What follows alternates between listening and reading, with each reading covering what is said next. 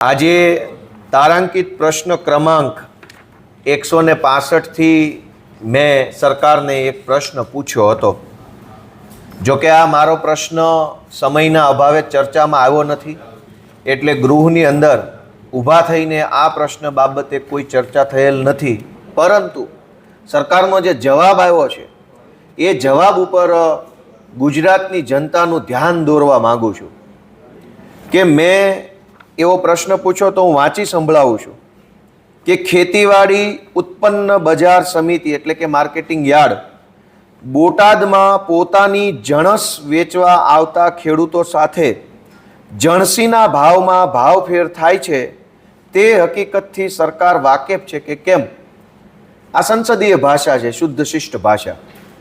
કાઠિયાવાડીમાં કહેવું હોય તો બોટાદના યાર્ડમાં ખેડૂતો સાથે કડદો થાય છે, એ વાતની સરકારને જાણ છે?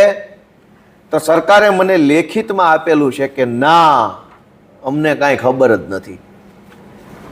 હવે તમે વિચારો કે જે કડદા કાંડ ઉપર આંદોલન થયું, એફઆઈઆરો થઈ, લાઠીચાર્જ થયો, વિડીયો વાયરલ થયો, અનેક સભાઓ થઈ, ઇવન ખેતીવાડી વિભાગ સહકારના જે અધિકારીઓ હોય એને પરિપત્ર બહાર પાડવો પડ્યો કે ભાવફેર ઉર્ફે કડદો કરવો નહીં। બધું જ નજર સામે હોવા છતાંય સરકારે મને લખીને આપ્યું કે ના, અમને કાંઈ આવી ફરિયાદ મળેલ નથી।